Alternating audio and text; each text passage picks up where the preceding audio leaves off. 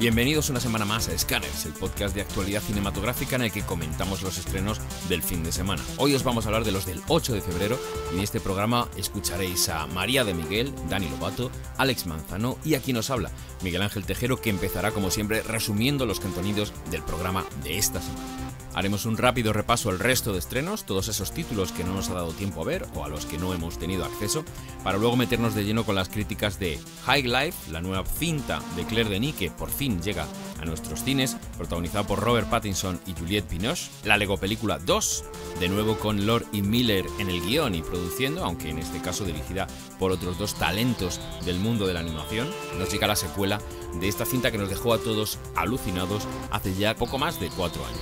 María, Reina de Escocia, primer largometraje de Josie Rourke con Saoirse Ronan y Margot Robbie encabezando un cartel realmente envidiable que nos devuelve al siglo XVI.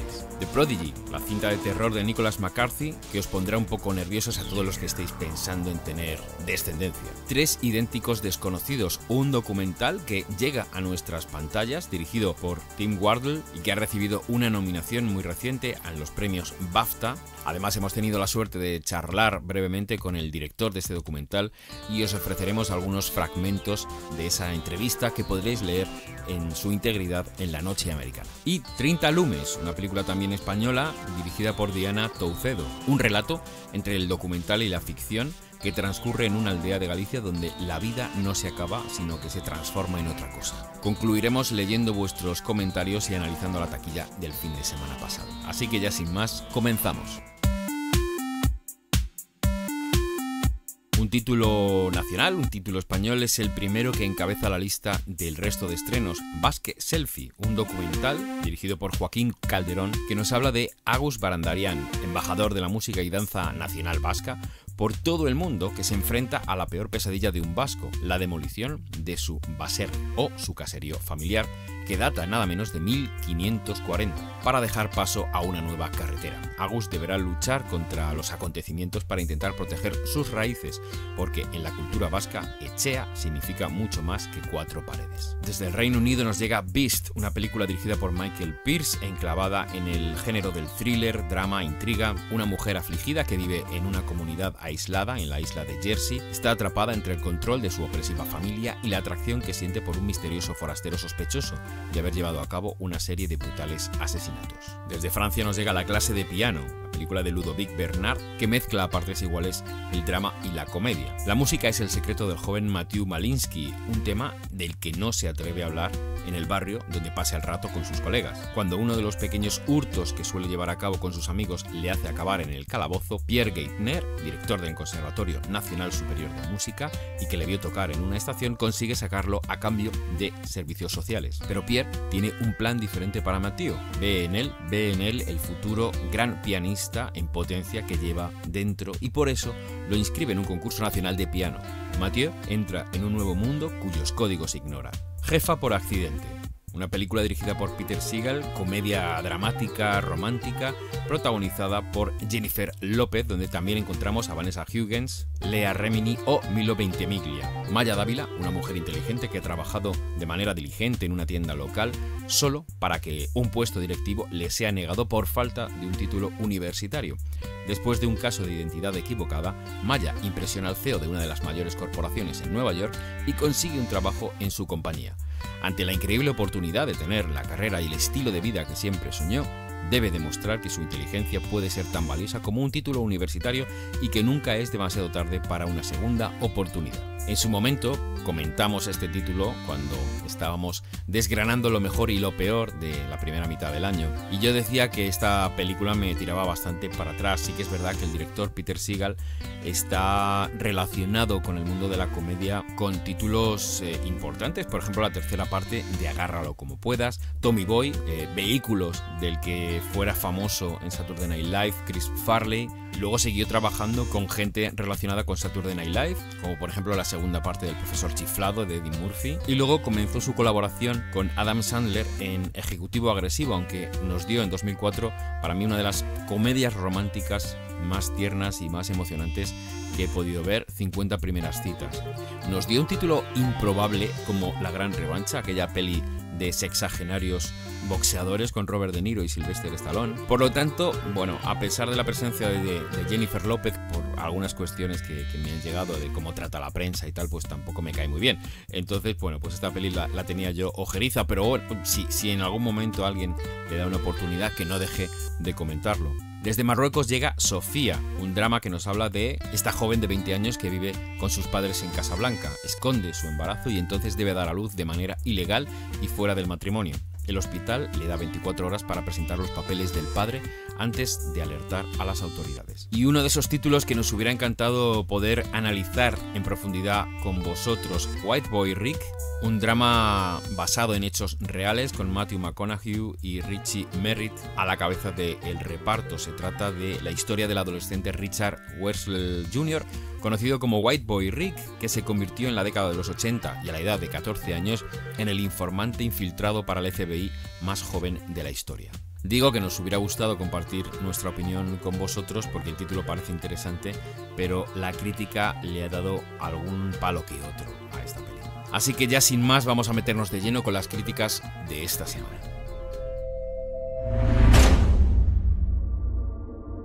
Casi todos seguíamos vivos. Éramos escoria, basura, desechos que no tenían sitio en el sistema, hasta que alguien tuvo la brillante idea de reciclarnos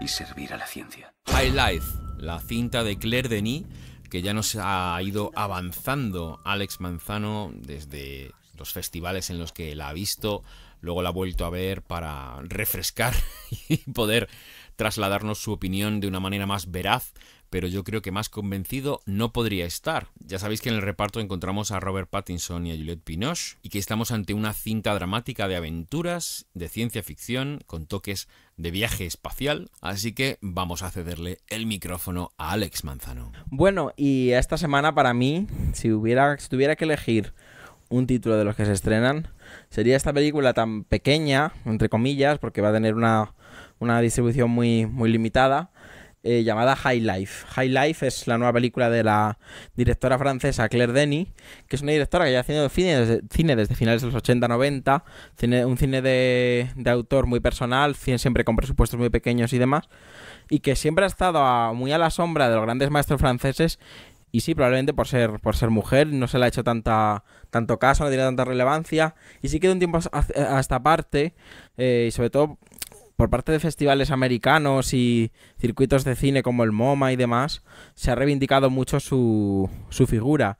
Y especialmente su anterior película, de la que hablé aquí también muy bien, que era Un Sol Interior, estuvo en la quincena de Cannes, que ya es como, tía, puedes meterla en competición, y el Festival de Nueva York y tal, y fue una película que sonó bastante, porque además era una película sobre la liberación femenina a la edad de los 40-50, que es un tema que se trataba muy poco. Era una película que no se cortaba en absolutamente nada, y a la vez tenía un discurso que no era machacón, es decir, era una película muy redonda y muy interesante que yo creo que es la que ha hecho que le hayan pagado una propuesta tan arriesgada como High Life, porque High Life es una película de ciencia ficción. Sí que es cierto que Claire Denis había hecho una película de terror hace unos años, pero yo creo que nada como High Life. ¿Qué nos cuenta High Life?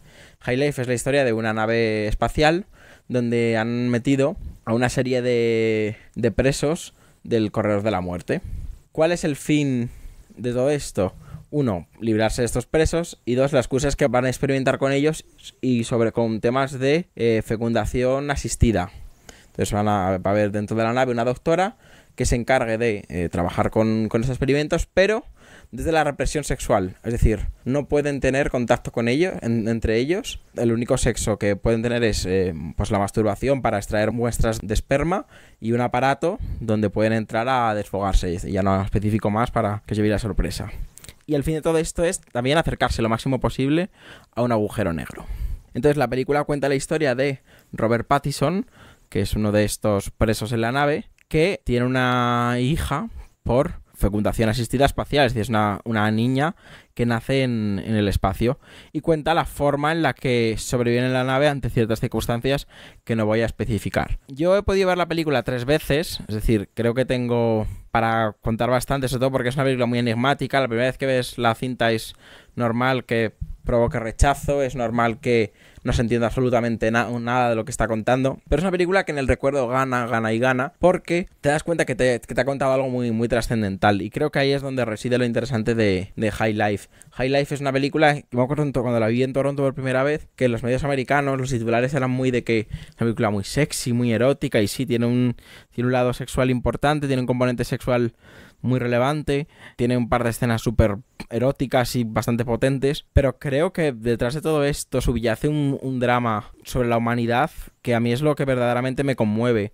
Y hace muy poco, cuando he podido volver a ver la película ahora de cara al estreno, me di cuenta de un detalle, de un matiz de la película que yo no me di cuenta en el primer visionado ni en el segundo, que me cambia mucho la percepción de las cosas. Es una película sobre la creación, sobre la procreación y sobre la muerte. Es una película sobre la existencia, es una película sobre la soledad, porque al final lo que hace Claire Denis es meter a un montón de personas malvadas en una nave espacial en situaciones extremísimas para que experimenten con ellos. Pero claro, el fruto de eso que va a ser más maldad, ¿no?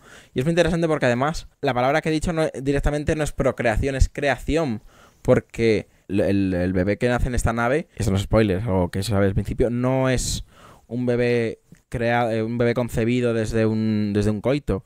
Es muy interesante ver cómo se crea este bebé y ya digo que hablo de creación, porque te da esa idea de que la científica al final es la que está todo el rato dominando lo que sucede en esa nave y sobre todo sabe la verdad que hay detrás de esa nave, que es otro de los enigmas que tiene esta película. A mí me fascina, la protagoniza Robert Pattinson, que está pero maravilloso. Creo que siempre lo digo, pero es que es uno de los mejores actores que tenemos ahora mismo en el mundo. Sobre todo, qué guay es que haya conseguido salir del papel del vampiro y que ahora esté trabajando pues eso con Cronenberg, Claire Denis, James Gray, ahora va a hacer una película con Asayas, es decir, que es alguien que está haciendo cine, igual que Kristen Stewart, haciendo cine de autor de primerísimo nivel. Luego está una Juliette Binoche súper sexy, y también sale Mia Goth, que la recordaréis quizá por Nymphomaniac, porque era la amiga de Stacey Martin en el primer capítulo de la película. Y ahora ya, para orientar un poco a quien quiera ver esta película, decir que quien espera una ciencia ficción explosiva, una ciencia ficción con ritmo, una ciencia ficción de marcianitos, que sepa que esta no es su película y que se vaya a otra sala o que se vaya a Netflix a ver algo de eso. Esto es una película que, si yo tuviera que compararla con una obra de ciencia ficción importante, yo me iría al Solaris de Tarkovsky, que es eso, es una ciencia ficción muy contemplativa, es una ciencia ficción muy pura en el planteamiento, pero que luego no precisa de excesos tecnológicos para narrarla, ni alardes visuales, ¿no? Es al final, eso es una forma de exponer a la humanidad en una situación que no es la normal y llevar al límite todo tipo de sentimientos humanos, todo tipo de búsqueda de la verdad, de la explicación de la realidad, que la película de Solaris es una película sobre la búsqueda de la verdad, porque hay algo que sucede en esa nave que no sabemos, al igual que aquí, y también hay algo en esa nave que tiene que ver con lo que ha pasado antes en la Tierra. Y de hecho aquí, cuando se hacen los flashbacks de la historia de Robert Pattinson, que están muy bien metidos, por cierto, está grabado y está con el mismo color, los mismos tonos, incluso los mismos espacios pantanosos, agua, la luz, que en las primeras escenas de Solaris, y por eso me gusta tanto. No sé, a mí me parece una película muy reivindicable. Creo que es una película que es el tiempo el que la tiene que poner en su lugar, porque creo que no la hemos comprendido del todo, pero me parece una obra maestra. A mí me ha encantado y yo la recomiendo mucho, pero ya digo, sabiendo lo que se va a ver. Somos del planeta Duplo y hemos venido a destruiros. ¡Hola, visitantes de otro planeta! Ya no hay necesidad de luchar. ¿Lo veis, amigos? ¡Corred!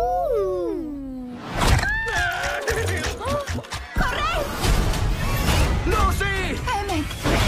Se han llevado a Lucy y a otros. Agárrate al tiesto, Planty. ¡Asteroides! ¡Ya! ¿Te importa que te salve la vida? ¡Para nada! ¡Oh, genial! La Lego Película 2. Bueno, pues para los que habéis visto la primera parte, no es una sorpresa saber que en el reparto las voces más prominentes son las de Chris Pratt, Elizabeth Banks y Will Arnett, y que teníamos también a gente importante como Alison Brie, Nick Offerman, Charlie Day. Siguen repitiendo Jonah Hill y Channing Tatum en los papeles de Superman y Green Lantern, pero hay lógicamente algunas incorporaciones y en algunos casos además coinciden con personajes del mundo de los superhéroes, en este caso de DC. El sello del cual Warner se hace responsable en el mundo del largometraje. Y entonces, por ejemplo, encontramos a Jason Momoa poniéndole voz a Aquaman, un Aquaman directamente sacado de la Liga de la Justicia o de su propia película. Sin embargo, hay sustituciones interesantes. Por ejemplo, a Wonder Woman le pone la voz Cobie Smulders, que como sabéis, en el universo Marvel interpreta a la agente Maria Hill. Así que aquí, por lo que sea, no hemos podido contar con Gal Gadot. Y hay incorporaciones que me hacen mucha gracia, como por ejemplo Richard Ayoade interpretando al mayordomo británico en forma de cono de helado, o la presencia, digamos, importante, ¿no?, de Tiffany Haddish, ya que da vida a un personaje relevante y curioso, ¿no?, en la película. Vamos a zambullirnos en la sinopsis. Después de 5 años de tranquilidad, aparece una nueva amenaza, invasores del Lego Duplo del espacio exterior, que lo destrozan todo antes de que dé tiempo a reconstruirlo. Emmett, Lucy, Batman y sus amigos unirán fuerzas para librar una batalla que les llevará a mundos inexplorados. Esto ya se apuntaba al final de la primera Lego película. No sé si algunos de los que me estéis oyendo no la habréis visto, pero se concluía de una manera muy concreta.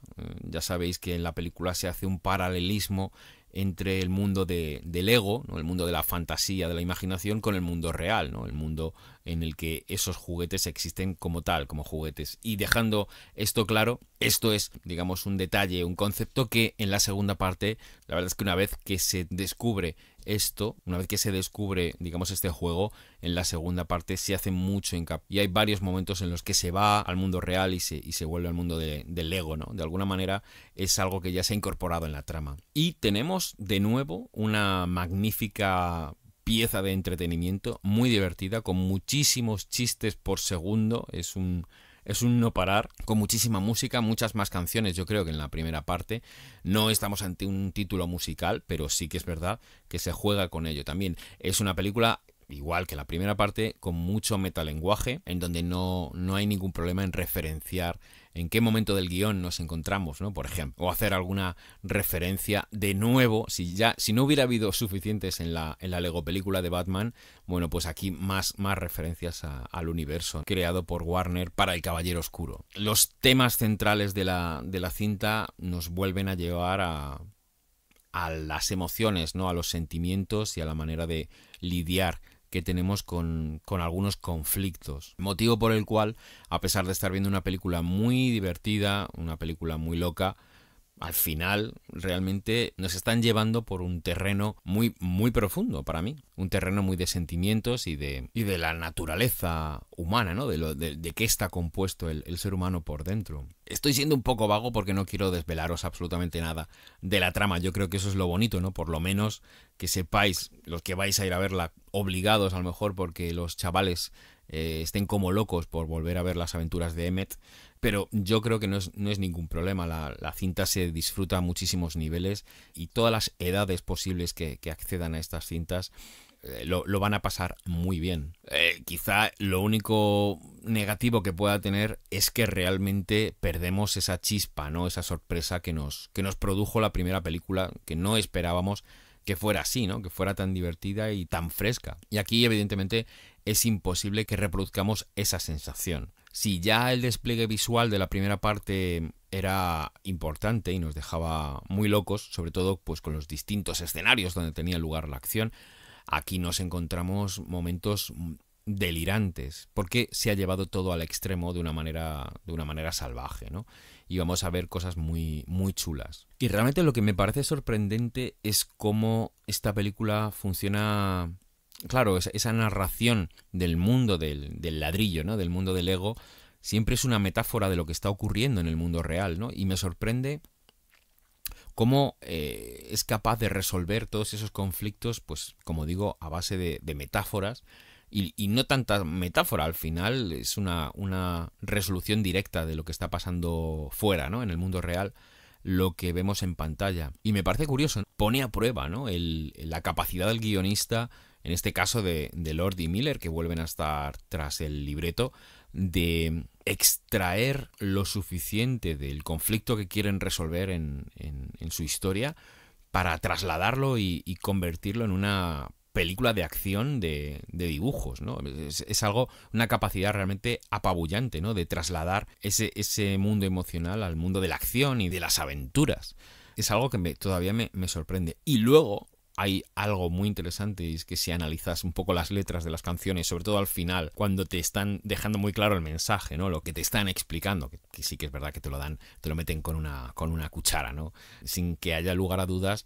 Pero me gustan los matices, ¿no? Es posible una convivencia, pero sin exagerar, sin llevarlo al extremo de la conclusión empalagosa de la típica película Disney, ¿no? Sino siendo un poco más realista, ¿no? Esto es algo que quizá comprenderéis mejor cuando veáis la peli y escuchéis las canciones. Así que yo sin duda alguna os tengo que recomendar la Lego Película 2. Espérate que no sé si he dicho bien el título. La Lego Película 2. Si es que como en inglés es The Lego Movie 2, The Second Part, pues al final no sé si lo digo bien o no. De nuevo, al final de la cinta, una secuencia de créditos chulísima, muy loca. Y, lógicamente, nosotros esta peli la vimos doblada, la vimos en el pase de prensa en doblada al castellano.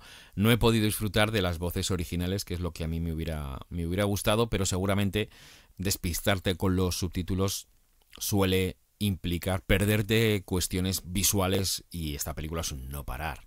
Así que ahí sí que tendría que recomendar que vierais la versión doblada, porque está muy bien doblada. Aquí sí que no he detectado ningún problema. Voces de famosos, que no sé si las habrá o no, pero en principio el doblaje funciona genial, y creo que a no ser que seas bilingüe o que directamente seas angloparlante de manera nativa, en este caso creo que tiene sentido, ¿no? Que veamos la película doblada, sobre todo si vamos a ir con los chavales, pues evidentemente mucho mejor. María Estuardo es condenada a muerte por orden de nuestra soberana Isabel, reina de Inglaterra. ¿Cómo hemos llegado a esto? María, reina de Escocia. Se trata de la ópera prima de Josie Rourke, una directora que se había encargado de obras de teatro filmadas en Reino Unido, y que en este caso da el salto a la gran pantalla, que da el salto al largometraje, con esta cinta también de corte histórico, con Saoirse Ronan y Margot Robbie, pero también encontramos a gente como David Tennant o Guy Pearce en el reparto. Y en este caso tenemos la suerte de contar con María de Miguel y con Alex Manzano para que nos hagan la reseña de esta cinta. No podría pensar un mejor escenario, así que vamos a dejarnos llevar. Bueno, chicos, pues ya llega uno de los estrenos más esperados de esta semana, María, reina de Escocia. Bueno, no sé si llamarlo biopic, película histórica, como lo queráis llamar, sobre la reina María de Escocia, como su propio nombre indica, y el enfrentamiento que mantuvo con su prima, la reina Isabel I de Inglaterra, a mediados del siglo XVI.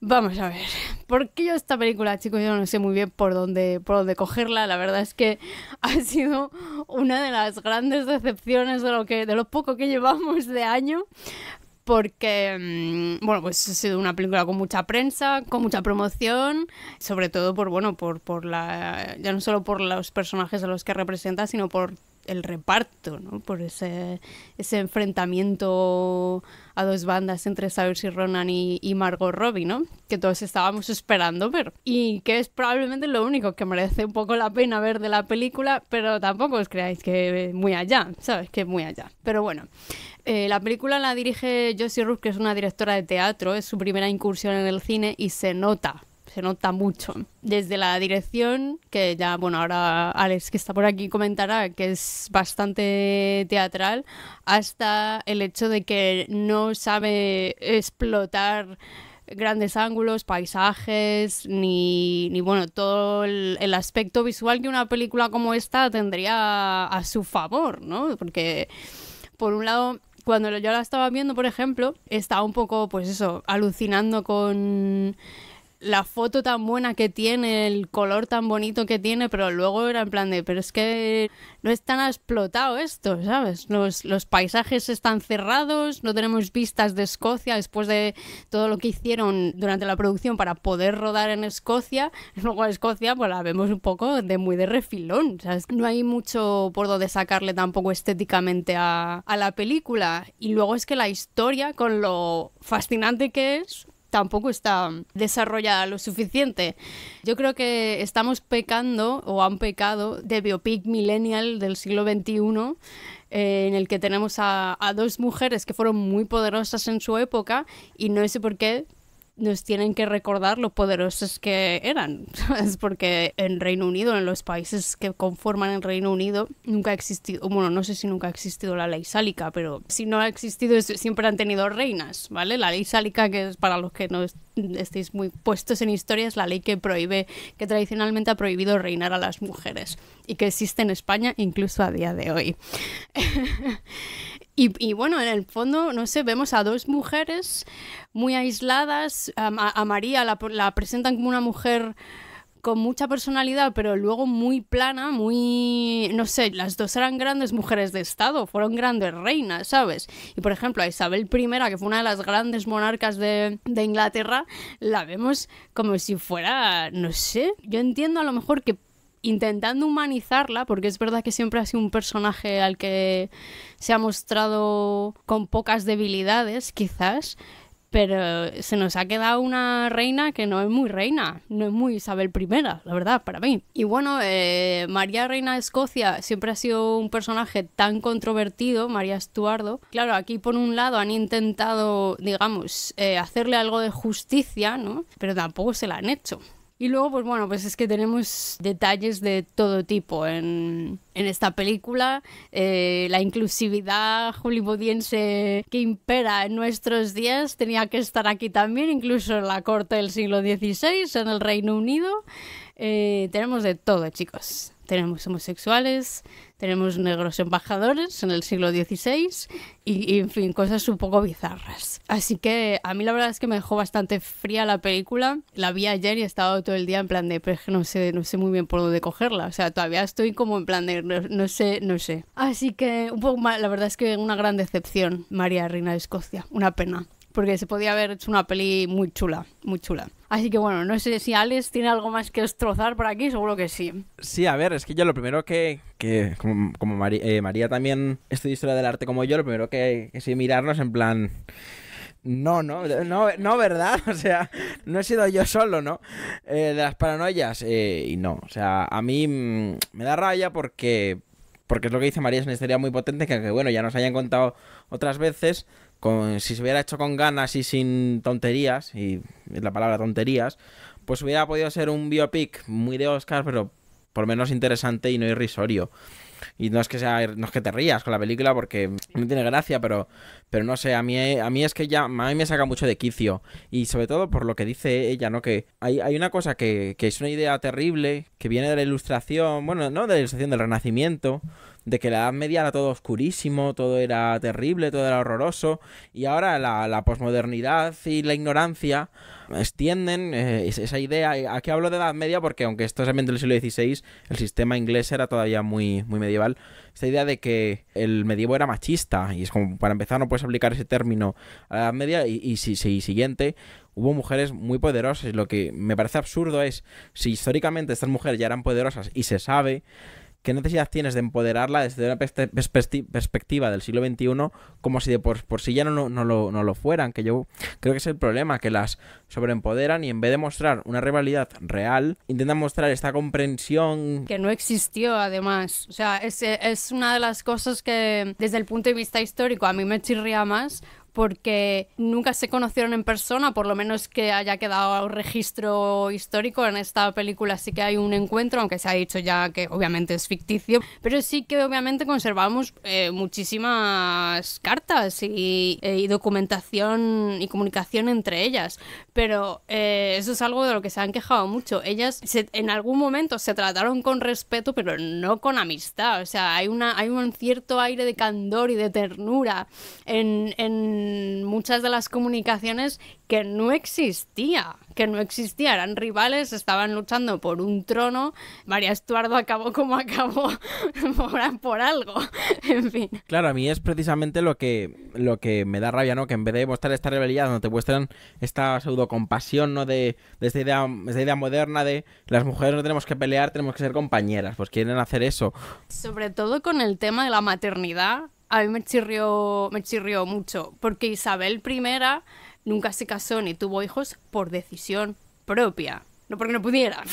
Claro, ¿no? Entonces te intentan meter todas esas cosas que no es que fueran modernas en la época, pero que eran pasaron de verdad, pero nadie ha tenido que levantarlo y decir, mira que lo que consiguieron en el siglo XVI. No, pasó y ya está, que es como tendríamos que ver las cosas, y aquí se intenta ensalzar una serie de valores inexistentes en la época desde una perspectiva actual, que me parece que para cualquier persona con un poco de sentido común y que conozca un poco de qué va esto, es absurdo. Yo cuando vi eso a un personaje trans en el siglo XVI, dije, creo que eso se ha ido esta película de las manos, sobre todo porque además te está yendo muy atrás, porque en La Favorita, que se tratan temas, por ejemplo, también hay temas de ejercicios de poder, homosexualidad y tal, está en un contexto siglo XVIII en el que la mentalidad es otra, ya no se ha eliminado la religión, que es la base precisamente del siglo XVIII, y eso sí me funciona, porque además la mujer ya empieza a reconocerse como individuo propio y aislado del hombre. Entonces ahí ya me puedes hablar de todo lo que quieras, pero no puedes irte al siglo XVI a hacer una película feminista. Lo siento, pero no. Y a mí es una cosa que me saca mucho. Y luego, ya hablando de producción, es una película en la que hay dinero metido, por ejemplo, en vestuarios, maquillaje y demás, pero es que se ve que esta señora no sabe dirigir cine. Y tiene un par de escenas que son lamentables. Hay una escena de una batalla que se da como en un puente, que es que da vergüenza ajena. O sea, lo mal planificada que es esa escena.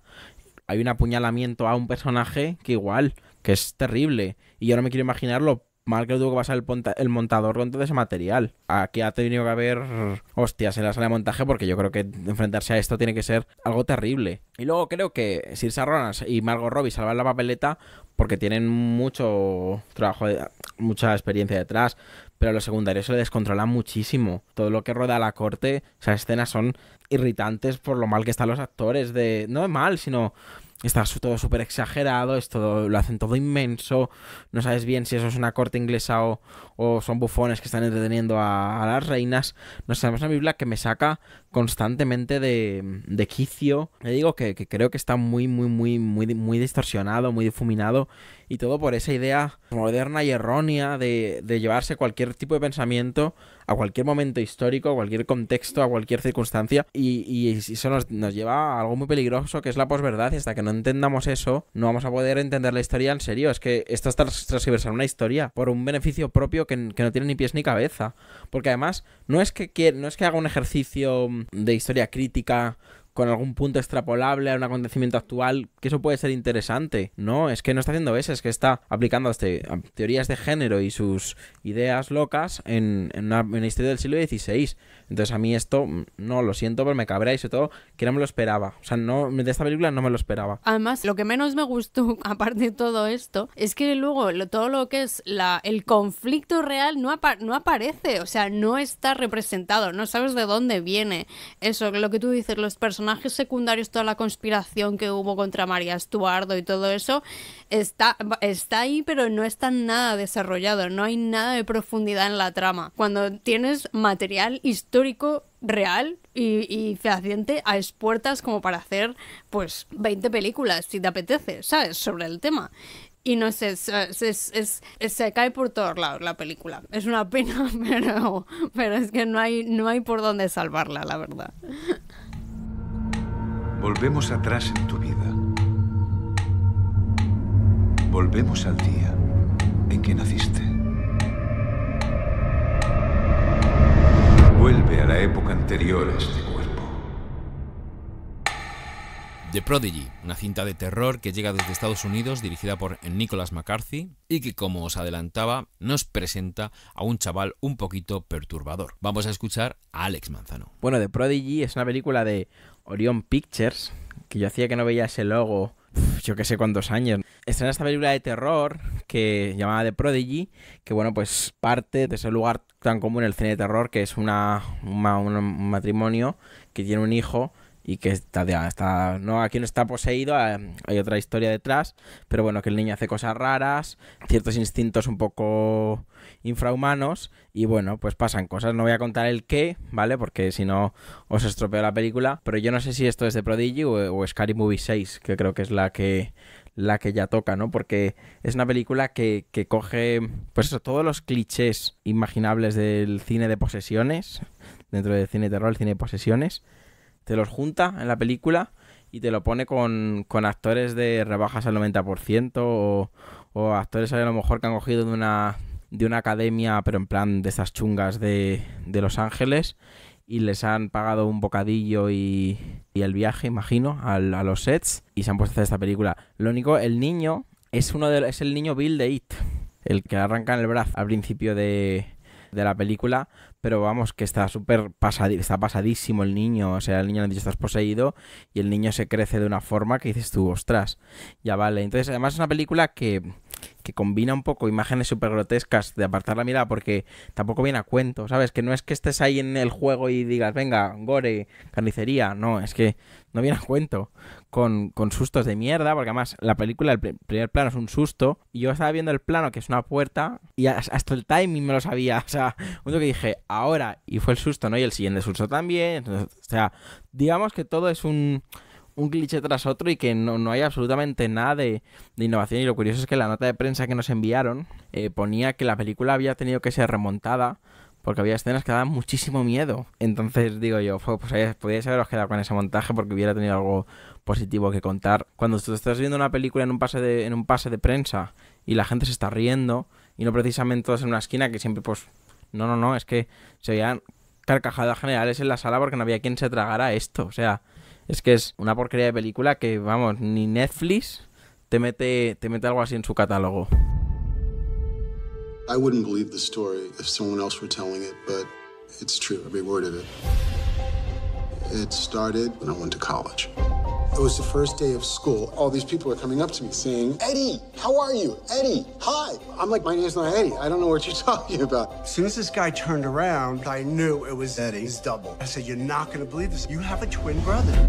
3 idénticos desconocidos. Este documental, dirigido por Tim Wardle, llega a nuestras pantallas, lo que ya es algo inusitado, es algo realmente complicado encontrar que este tipo de cintas lleguen a nuestros cines. La peli está acumulando un buen montón de nominaciones y de premios, pero curiosamente no ha sido nominado para mejor documental en los Oscars, que es algo, bueno, pues realmente sorprendente. Voy a leeros la sinopsis oficial, y este es un documental sobre el que tampoco tendríais que investigar mucho. Si tenéis cierta inquietud, yo os recomendaría que fuerais a verlo directamente, sin buscar mucho más. En Nueva York, 1980, 3 completos extraños descubren accidentalmente que son trillizos idénticos separados en el momento del nacimiento. Una alegre reunión, tras 19 años, los catapulta a la fama internacional, pero también abre un secreto extraordinario e inquietante que va más allá de sus propias vidas y podría transformar nuestra comprensión de la naturaleza humana para siempre. Bueno, pues esta es la historia de Eddie, Robert y David, estos 3 trillizos que se reencontraron de manera totalmente accidental al cabo de casi 20 años de haber nacido. Como ya os he comentado, es un documental al que merece la pena ir virgen sin saber mucho, porque realmente son esos giros los que nos sorprenden y nos dejan realmente turulatos. Y esto, siendo parte de un documental, a mí me llamaba la atención cómo es posible encontrar una historia real que tenga todos estos giros y estos vuelcos que hacen que realmente te sorprenda, ¿no? Como os he comentado, hemos podido entrevistar al director, a Tim Wardle, y podréis leer la entrevista de manera íntegra en La Noche Americana. Pero a mí me gustaría compartir con vosotros algunos fragmentos de dicha entrevista, precisamente para ilustrar este argumento que os estoy presentando. Cuando yo le preguntaba al director sobre cómo había construido la historia, si de antemano llevaban un guión escrito o al menos una escaleta para ir viendo qué puntos querían tocar, le mencioné que habría habido mucho material que no esperaban que apareciera, ¿no? Que cuáles fueron aquellos momentos que descubrieron durante el rodaje del documental y que pudieron incorporar en la película, como estos giros de los que estamos hablando. Muchas cosas. Por ejemplo, la primera escena conduciendo en coche hacia la universidad. No sabía que el coche iba a ser un símbolo de cómo les había ido a los hermanos en sus respectivas familias. Eso era algo de lo que nadie me había hablado. Pero luego surgió algo más importante, la aparición de la científica Natasha Josefovich justo en la mitad de la película. No había hablado antes ante la cámara sobre estos sucesos y no sabíamos que existía. Mi productor la encontró cuando llevábamos ya a la mitad del proceso y ella es la que realmente articula lo que los científicos estaban haciendo y por qué. Para rodar un documental tienes que tener un plan al comenzar, pero luego tienes que ser flexible porque las cosas cambian todo el rato. La película tiene unos cuantos momentos, porque la verdad es que como estos tres trillizos se hicieron tan famosos, hay mucho material de la época, ¿no? De apariciones en televisión o apariciones incluso en películas. Pero, como digo, el documental incluye algunos fragmentos que están rodados de manera artificial, ¿no? Que están ficcionando aquello que ocurrió. Yo le preguntaba al director por estos momentos porque me parecieron muy interesantes cómo eliges aquellas partes de la narración que consideras oportuno ficcionar y sobre todo cuáles fueron los criterios, ¿no? Que le llevaron a utilizar esta técnica. La clave para entender cómo tomé esta decisión la tienes en que mi intención fue siempre contar la historia desde el punto de vista de los hermanos.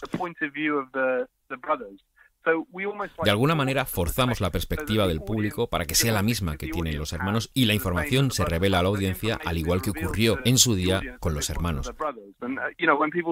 Cuando la gente me dice, ¡oh, cuántos giros inesperados!, lo único que he hecho ha sido restringir el punto de vista del público utilizando la información que tenían los hermanos en cada momento del tiempo. Y luego hay un momento que me parece muy interesante de cómo el director no se circunscribe al documental como si fuera una mera narración de hechos pasados, sino que utiliza técnicas cinematográficas como por ejemplo esto de ficcionar con actores, pero también manipula, como ya os he avanzado, el punto de vista para que vayamos descubriendo la historia al mismo tiempo que sus protagonistas, ¿no? Y hace una mención muy interesante acerca de su personal filosofía de cómo deben estar rodados los documentales. Lo interesante del documental es que puede acoger cualquier estilo narrativo. Muchas veces se tiende a no dar importancia a cosas como el punto de vista. Mis influencias son los grandes narradores del cine, sin importar del género que vengan. Hitchcock, Kurosawa, gente así. Son los directores a los que tener de ejemplo y creo que sus técnicas se pueden utilizar en los documentales también, aunque no todo el mundo esté de acuerdo. Creo que el documental es una gran iglesia en la que todas estas influencias tienen cabida. Gran peso del documental, sobre todo de la segunda mitad, recae en profundizar en la naturaleza humana, ¿no? Y cómo estamos marcados o no genéticamente ya desde que nacemos, ¿no? Y eso, claro, es importante. Esa parte científica del documental es muy relevante, pero luego hay una carga humana brutal, ¿no? Porque la vida de estos tres hermanos, marcada por este evento, tiene todo el peso de la narración, ¿no? Evidentemente es su historia la que vivimos y es una historia dura, evidentemente es una historia compleja y muy dura de sobrellevar. La verdad es que la película me impactó tanto que cuando salieron las nominaciones a los Oscar y vi que no estaba entre ellas, la verdad es que me sorprendió muchísimo, así que no pude evitar preguntarle al director si habían hecho campaña y si estaba de acuerdo con las nominaciones que se habían emitido. Sí, trabajamos bastante para intentar lograr una nominación. Ojalá pudiera deciros por qué no estamos nominados. Por un lado, hay muy poca gente en la parte de documentales eligiendo las nominaciones y yo no pertenezco a ese mundo. Yo vivo en Londres, no tengo contactos allí y eso ha debido ser uno de los problemas. No te puedo decir más que estamos bastante decepcionados. Si se hubiera abierto la puerta a toda la producción de documentales, estaríamos ahí. Hay otro que ha sido muy bien recibido, Would You Be My Neighbor, que tampoco está nominado. He visto todos los que sí están y algunos me gustan más que otros. Y a pesar de que no me parecen malas películas, creo que mereceríamos estar ahí también. Así que yo entiendo que no todos los que escucháis Scanners estáis acostumbrados a ver documentales en el cine. Muy raramente yo, de manera consciente, he elegido un documental para ver en el cine. Y sin embargo, es un género que cada vez me gusta más, ¿no? Y este es un buen ejemplo, ¿no? Este año, de todos los nominados que hay este año, hay un buen puñado de pelis que me gustaría ver. Incluso este que cita el director, Would You Be My Neighbor, es un título al que le tengo muchas ganas, ¿no? Así que os recomiendo que no cerréis la puerta al documental, si sois de los que, bueno, no pensáis que los documentales son solo de animales y que los ponen en la 2 a la hora de comer, porque creo que incluso con esta historia podéis tener momentos tan emocionantes y tan ilustrativos como con una película basada en un guión imaginado por alguien, ¿no? Y en este caso, lo de basado en hechos reales no podría ser más certero. ¿Qué ves? Una cofreña ¿Y de qué color? verde. 30 lumes, dirigida por Diana Toucedo. Un documental nos narra la historia de Alba, que con tan solo 12 años desea descubrir lo desconocido y misterioso y fascinante de la muerte. Vamos a escuchar a Alex Manzano. Bueno, pues hace un año ya veía yo en mi casita, en mi tele, el día antes de coger el avión hacia el Festival de Berlín, que yo creo que es el festival donde peor lo ha pasado en mi vida, 30 lumes, que fue una película española que se vio en la sección Panorama del festival, que para que lo entendamos, la sección Panorama son los descartes de sección oficial, ¿vale? Bueno, esta película que es una película de una directora novel que se llama Diana Toucedo, que también escribe la película, y es un poco la experiencia personal, digamos, su experiencia personal con la vida rural. Entonces está contada desde el punto de vista de una niña que se adentra con un amigo en, digamos, la parte más mística del mundo rural, que siempre se parece que es un mundo muy, muy triste, muy, muy aburrido, y no, aquí simplemente dicen que precisamente tantas horas, no muertas, pero como ellos tienen otra concepción del tiempo, porque viven con el campo, para el campo, que eso me lo explicaba muy bien el director de Trote, que tenéis una entrevista en la web en La Noche Americana, donde yo me hablaba de eso, de cómo percibían el tiempo, se percibe el tiempo en Galicia, en el campo. Entonces explora eso, pero desde el lado espiritual, ¿no? Y tampoco tira hacia la religión católica, tira hacia un poco, pues eso, el contacto que tienen, la forma que se tienen los pueblos de entender la muerte, el mundo espiritual, el mundo no terrenal. Y es una película muy interesante porque en ningún momento está claro si es un documental o no, dónde está el límite dónde está el límite de esa ficción, hasta qué punto eso está escrito, dónde está la improvisación y la fotografía. Es bastante bonita, es una película muy influenciada por el cine asiático a la hora de narrar, de filmar y demás. Me recuerda mucho a Pichapón. No sé, es una propuesta bastante interesante que ha sido un poco milagro que haya llegado a nuestros cines, pero ya digo que está bastante bien. Bueno, y esta semana volvemos con la polémica gracias a nuestro amigo Alex Manzano. Y yo la verdad es que cada vez me sorprendo más, amigos. Yo no sé si es que ya me he acostumbrado a las excentricidades de Alex o a entender su punto de vista. Tengo que admitir que escuchar a Alex todas las semanas y además escucharle mucho más que vosotros, porque yo le edito y yo le escucho sin ninguna censura y sin ninguna frontera, ¿no? Yo creo que me ha hecho una persona mucho más abierta al diálogo y entender el punto de vista de otra persona. En este caso es una persona más joven que yo. Es alguien que no soy yo, que es distinto a mí y que tiene una opinión que no es la que yo tendría, porque me voy a acercar a él y voy a hablar con él, ¿no? Y yo creo que eso enriquece muchísimo. Por eso me sorprende posturas y comentarios como los que nos habéis dejado, ¿no? Por ejemplo, Havok le decía: Alex, deja el podcast, por favor. Insisto, no podría estar más horrorizado ante la idea de cerrarle a alguien una puerta en la cara sin darle la oportunidad de dialogar, ¿no? Yo entiendo que esto es una tribuna pública, nosotros damos nuestra opinión sobre los productos que reseñamos y que vosotros tenéis vuestra manera de responder, que son los comentarios, ¿no? Pero yo creo que más que un portazo en la cara tendríamos que abrir la ventana del diálogo. Esto suena a panfleto, esto me ha sonado fatal, pero es mi sincera opinión. Angeloco nos decía: muy bonita Green Book y gran papel de Viggo Mortensen, ¿no? Había mucha gente que decía que Green Book era una peli racista y sin embargo hay gente a la que le está gustando mucho, ¿no? Una peli muy bien intencionada. El premio al mejor comentario de esta semana, me vais a perdonar, se lo voy a dar a Chindas Vinto. Como siempre, un gran programa, muy interesante vuestro análisis de las distintas propuestas. Esto es para Alex. El Expreso de Medianoche es una película que está muy bien hecha y que tenía un firme propósito, y esto es real y es constatable, de servir de arma contra el creciente problemón que había en ese momento en Estados Unidos con la droga.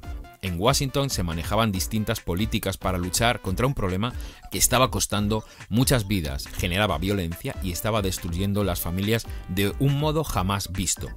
Oliver Stone es asesorado en su día para que consiga aterrorizar al posible emprendedor que quiera meterse en estos asuntos y debe conseguir que el miedo a este mundo de la droga sea total y en mi opinión lo consigue. Es evidente que viendo la película hoy en día tu crítica, Alex, sea como es, lo entiendo. Pero debes ponerte en situación. La época era otra y la sociedad estaba verdaderamente alarmada y muy preocupada con la guerra que había contra la droga. Alex, te pido que investigues un poco más todo este asunto de nuestra historia reciente y de cómo hubo más de una película que sirvió a este fin, al de intentar ahuyentar al personal del infierno que es la droga y sobre todo sus consecuencias. Pues esto es, amigos, lo que yo más valoro. De repente, de la nada, llega Chindas Vinto, alguien que nos escucha supongo que todas las semanas, que no comenta todas las semanas, porque no todas las semanas tiene algo que decir, pero que aquí tiene la información justa y necesaria que nos hace falta para entender cuál es el salto que hay que dar para entender a Alex y para entender una película de 1980 y poco. Este puente de unión que se ha dado aquí en este momento gracias a este mensaje es para mí algo brillante y esto, o sea, no podría estar más emocionado leyéndoos estas líneas y dándome cuenta de que realmente hay gente que entiende mi filosofía o mi manera de entender la vida. Es decir, cuando hay algo que no se adecua a tu manera de pensar, siempre hay alguien que te puede dar una pista de por dónde puedes tirar para acercar un poco la postura, ¿no? Alex le respondía dándole la razón y dice que lo primero que dice él en su reseña como para curarse en salud es que está sacando esto de contexto. Amigos, el contexto lo es absolutamente todo en la vida, en general. No se puede nunca extraer una idea o un concepto sin tener en cuenta las condiciones que lo han rodeado, ¿no? Y por eso me llama tanto la atención que vivamos en el mundo de los titulares, del Twitter, ¿no? De frases de 200 y pico caracteres encapsulados y totalmente herméticos, sin tener en cuenta lo que le pasa a la gente, lo que sucede o lo que le pasa por la cabeza a la persona que genera ese titular, ¿no? O las noticias mismas, evidentemente, que quieren llamar nuestra atención y que luchan por atraer nuestra mirada a base, evidentemente, de eliminar el contexto, ¿no? Esto es la manera más sencilla de ofender o de llamar a la indignación.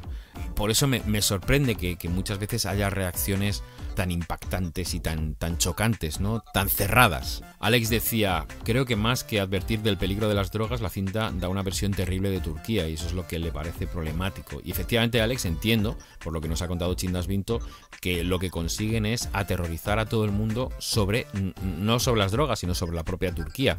Y aquí te tengo que dar la razón. En mi casa, mis padres, después de ver El Expreso de Medianoche, que fue una cinta muy impactante en todo el mundo, siempre lo tuvieron en mente. En mi casa siempre se ha dicho que se podría ir de vacaciones a cualquier parte del mundo menos a Turquía. Y en mi casa pues no se ha consumido droga nunca, más allá de alcohol o de tabaco. Que el hecho de que esto calara de una manera tan profunda en mi casa quiere decir que eso no fue un hecho aislado. En mi casa no son especiales. Esto ha pasado en todas partes. Decidme, de todos los que me estáis escuchando y tenéis un rango de edad similar al mío, ¿cuánta gente en su casa ha escuchado eso de que a Turquía no vamos ni a por el pan porque las cosas allí están fatal? Es decir, esta película hizo mucho daño. Al igual que hizo mucho daño Tiburón, una película que nadie tiene reparos en decir que es el comienzo de un nuevo paradigma para el mundo del cine y que nos descubrió al Spielberg que hoy conocemos. Todo eso es verdad y hay que valorar la película, pero esa película ha acabado convirtiendo al tiburón en una especie a punto de extinguirse, así a grandes rasgos. Motivo por el cual el contexto, amigos, lo es todo. Creo que es importante que se valore la responsabilidad que tienen las películas. El cine muchas veces se escuda bajo la licencia poética para darle la vuelta a la historia y de llevarse a su terreno al espectador sin valorar, sin tener en cuenta el daño que puede estar haciendo por convertir en el enemigo o el villano de la cinta pues a una nación entera o a un animal que no tiene la culpa, a un animal que puede ser igual de voraz o igual de pacífico que cualquier otro. Quiero decir, sí llega un momento en el que nos tenemos que plantear si el material que nos llega es responsable o no. ¿Lo disfrutemos o no lo disfrutemos? Quiero decir que más allá de la calidad, de las cualidades artísticas de un producto, creo que hay que tener en cuenta también si puede ser dañino en otros aspectos, ¿no? Y en este caso creo que es lo que Alex estaba planteando. Chuck Flanagan también añadía un poquito más de información sobre el tema del expreso de medianoche, ¿no? Dice, eran paquetes de hachís, de ahí lo desproporcionado de la condena. Por supuesto que es exagerada, aunque no mucho más que la novela autobiográfica. Pocas veces vas a tener que contextualizar más para ver una película carcelaria. Y si quieres algo sobrio sobre este género, ponte El hombre de Alcatraz o Pena de muerte. Y Doc Furzer llegaba para darnos el repaso habitual. Dice que Green Book le hizo llorar, que se ha emocionado viendo Campeones, que la ha recuperado ahora a raíz de los Goya. Dice que Glass le ha gustado, aunque tiene algún agujero de guión, y que El expreso de medianoche le produjo bastante malestar. Y cerramos lamentablemente con otro portazo en la cara, en este caso de Aitor. Puf, menudo rollo, mete Alex, no me ha gustado el programa de esta semana. Así que el resto de contenidos, hablábamos de Green Book, de Bajo el mismo techo, de Velvet Buzzsaw y de Calles de Fuego, bueno, pues el resto de contenidos ya para Aitor ni existen, porque ya solo con lo de Alex ya le vale para decir que el programa ha sido un rollo. Amigos, por favor. Bueno, pues este pasado fin de semana la quinta posición fue para Glass, que alcanzó $500,000 de euros, y sorprende que haya sido un fin de semana en el que se ha hecho mucho dinero en el cine. La cuarta posición, Creed 2, la leyenda de Rocky, ha acumulado $1,000,000 de euros. Dragon Ball Super Broly, efectivamente, otro $1,000,000 y pico de euros para un título que, parece que estabais todos esperando poder ver. Green Book se queda en la segunda posición con $1,100,000 y pico de euros. Y Bajo el mismo techo, también $1,000,000 y pico, que sitúa a esta comedia en todo lo alto. A nivel mundial encontramos que Cómo entrenar a tu dragón 3 está en la primera posición de recaudación, teniendo en cuenta que todavía no ha llegado a un buen montón de territorios y que Glass lleva ya acumulados en todo el mundo casi $200 millones. Os puedo confirmar que la cifra global de Aquaman hasta el momento es de $1.106.927.000. Vamos, un pastizal. Y la semana que viene vamos a tener un programón, porque os vamos a poder hablar de Alita, Ángel de Combate. Y estoy intentando montar un programón, como digo, con mucha gente para hablar de la película. Ayer leíamos en algún titular que Alita podría ser la primera película de 2019 que pinche en taquilla, el primer bombazo, ¿no? Como dicen fuera. Y a mí me daría mucha pena que eso fuera así, porque somos muchos los que tenemos muchas ganas de disfrutar la película. Así que los que como yo tengáis esperanzas en Alita, no dejéis de frotaros las manos hasta que llegue el programa de la semana que viene. Os recuerdo que en este programa habéis escuchado a María de Miguel, que podéis encontrar en su proyecto personal Poison Apathy, tanto en Live Journal como en Twitter, que a Dani Lobato y Alex Manzano les podéis seguir en La Noche Americana. Recordad que allí será donde encontraréis la entrevista completa que le hicimos a Tim Wardle, el director del documental Tres idénticos desconocidos, que toda la música de este programa está compuesta y producida por el grupo Altavista, y que yo soy Miguel Ángel Tejero. Me podéis encontrar en Campamento Krypton. Tenéis ahí un fabuloso programa dedicado por entero a la figura de Enzo G. Castellari y su cine de exploitation. Y por supuesto también me podréis escuchar en Efecto Doppler todos los jueves en Radio 3, en el programa de Laura Barrachina, donde junto a mis compañeros kryptonianos pues hablo de lo que más nos gusta. Así que ahora ya sin más nos escaneamos la semana que viene. Adiós.